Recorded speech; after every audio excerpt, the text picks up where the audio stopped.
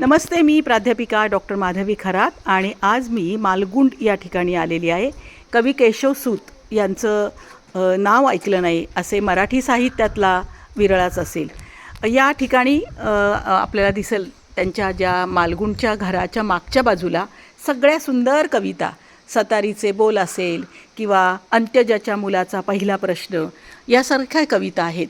आम्ही कोण म्हणून काय पुसता यासारखी कविता आहे की जी मराठी साहित्यामध्ये याच्यावर कवी केशव कुमारांनी विडंबनात्मकही काव्य केलेलं आहे.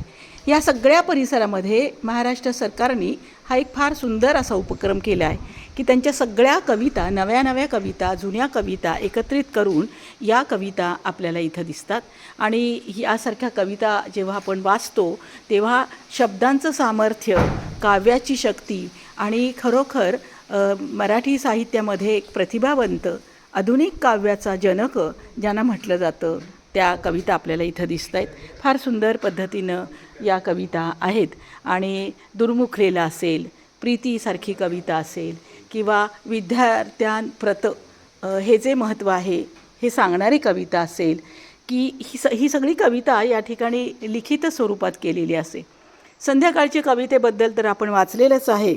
आपल्याला हे लक्षात येईल की केशवसूतांना हा जो वारसा लाभला होता निसर्गाचा, समुद्राचा, झाडावेलींचा आणि साहजिकच या सगळ्या निसर्गाचा परिणाम त्यांच्या काव्यावर झाला आणि कविता ही फुलून आली. शब्दांचं सामर्थ्य कळालं, अर्थ आणि त्यानंतरचं एक संपूर्ण जीवन. झपूर्जासारखी कविता मला वाटतं आपल्या सगळ्यांना आवडेल.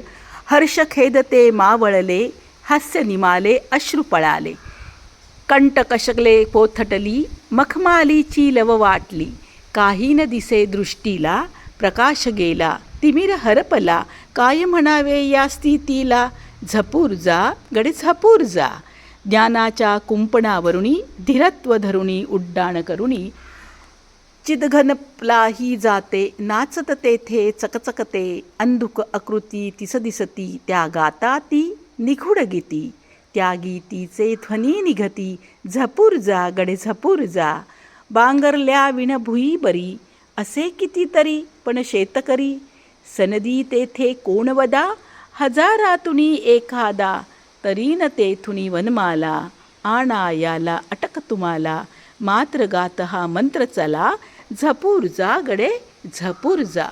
अप्रतिम अशी सुंदर ही कविता आहे. तुतारी कवितेबद्दल मला हे सांगायला आवडेल की तुतारीनं खऱ्या अर्थाने मराठी साहित्यामध्ये एक नवक्रांती निर्माण केलेली आहे.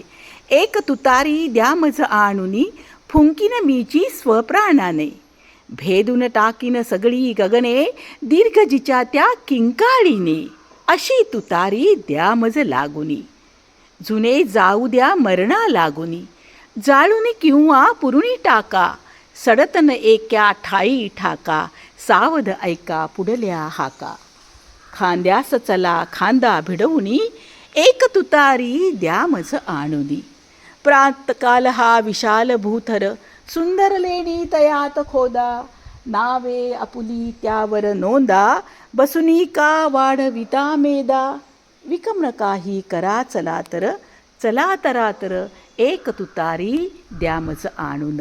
नव्या जगातला हा तरुण आहे आणि जे चाललेलं आहे, वर्षानुवर्ष चाललं आहे, ते नष्ट करण्याची इच्छा त्याची आहे आणि म्हणून एक तुतारी द्या मज आणून.